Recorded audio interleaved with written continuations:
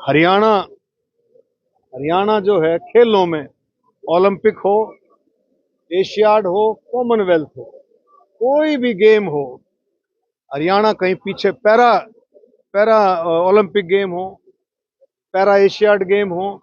आपने देखा हमारे कितने खिलाड़ी आज भी जो है, जो हमारे स्टॉल लगे हुए हैं। तो हमारे खिलाड़ियों ने, हरियाणा के खिलाड़ियों ने देश का नाम रोशन किया है, देश को बहुत आगे बढ़ाया है हर एक फील्ड में। अब आप देखें कुश्ती, जो WFI wrestling federation of India, वो इलेक्शन जो है सारा करके, सारा का सारा चुनाव हुआ है।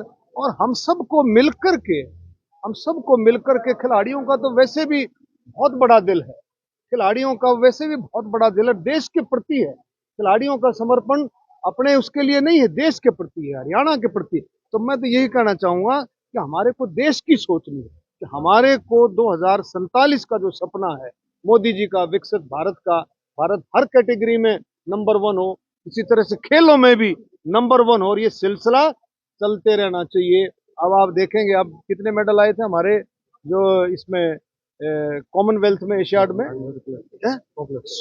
106 107 मेडल आए, और उसमें हरियाणा के एक बहुत जबरदस्त हिस्सा था, लाइन शेयर हरियाणा का था।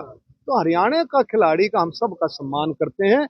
और मैं फिर से कहूंगा, हम सबको मिलकर के हरियाणा और देश की सोचनी चाहिए कि हमें अपने देश को आगे लेकर के जाना है। दीपेंद्र हुड्डा का जो बयान आया है कि देश की बेटियों के साथ अन्याय कर रही है भाजपा सरकार, तो इसमें राजनीति, मैं कहता हूँ खेल के मामले में किसी तरह की राजनीति नहीं होनी चाहिए, और कोई अन्याय की वाली बात नहीं होनी चाहिए, कोई ऐसी बात नहीं होनी चाहिए। मैं बार बार कह रहा हूं कि भी खिलाड़ी देश का सम्मान है, खिलाड़ी हरियाणा का सम्मान है। हम सब का फर्ज बनता है कि हम अपने से ऊपर उठ करके हरियाणा की और देश की सोचें। उनके साथ 2 पद्मश्री वापस लौटाने की बात हो रही है। बजरंग पुनिया ने भी वापस लौटा दिया है।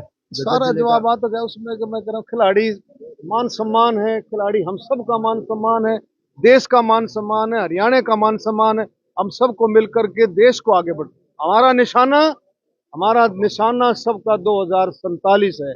और उसमें अब आने वाले समय में अलग अलग तरीके से ओलंपिक भी आएंगे, एशियाड भी आएंगे, कॉमनवेल्थ भी आएंगे। हमारे को नई पौध भी क्रिएट करनी है, नए जो है लड़के लड़कियां भी क्रिएट करनी है। वो कौन करेगा? पुराने खिलाड़ी करेंगे।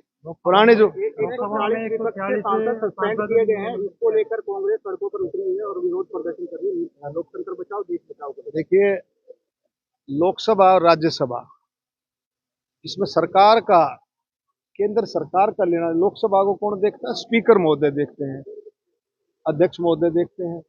राज्यसभा को कौन देखता है? उपराष्ट्रपति जी देखते हैं, हमारे चेयरमैन उपराष्ट्रपति जी देखते हैं, सभापति। अब आप देखें सभी दलों ने मिलकर के, जब ये नया पार्लियामेंट बना है, सभी दलों ने मिलकर के फिर से बैठक की, सभी दलों ने, और एक कोड ऑफ कंडक्ट बनाया, एक आचार संहिता बनाई कि कोई वेल में नहीं जाएगा, कोई प्ले कार्ड लेकर के नहीं आएगा, कोई नारेबाजी नहीं करेगा, कोई गाली गलौच नहीं करेगा, कोई किसी पर पर्सनल कटाक्ष नहीं करेगा। ये सारी की सारा कोड बना हुआ है। अब आप उसका उल्लंघन करेंगे, अनुशासनहीनता करेंगे।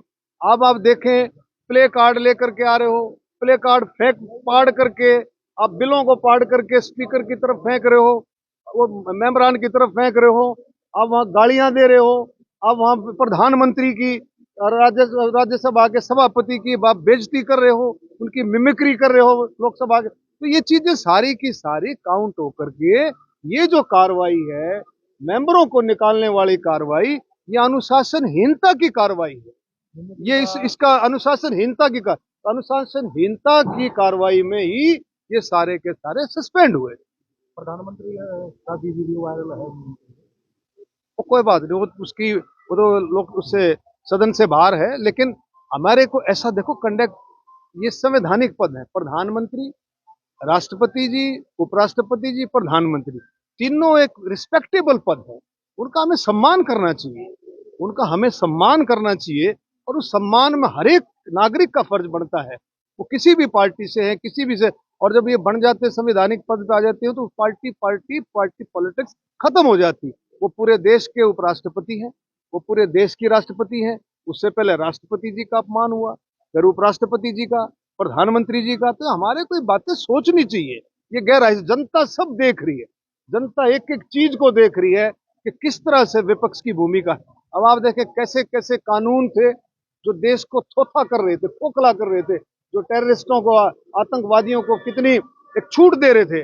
आतंकवादी बार बार निकल करके कानून के दायरे में आकर के सजा पाट करके फिर बाहर निकल जाते थे। ऐसे कानूनों को बदल करके माननीय प्रधानमंत्री मोदी जी के नेतृत्व में, गृह मंत्री जी के नेतृत्व में ऐसे कानूनों को बदल करके नए कानून, सख्त कानून, एक अच्छे कानून, देश की सुरक्षा के लिए ऐसे कानून आए।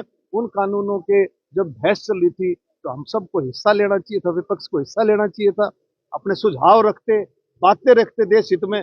वो भारतीय नदारत के राजनीति जो है को दूसरी चीज है, लेकिन देश सबसे पहले। अरविंद केजरीवाल को तीसरी बार नोटिस दे दिया है, क्या चल रहा है? अगर उसमें सरकार का कोई लेना देना, ना सीबीआई में न ईडी में, उसका सरकार का कोई लेना देना नहीं है। ये ऑटोनोमस बॉडी है, अपने आप में काम करती है। उन्होंने पाया है ऐसा तो जाए अपने जाकर के उसका जवाब दें, उसके सामने समक्ष में पेश हो तो सारी बातें तभी क्लियर होंगी।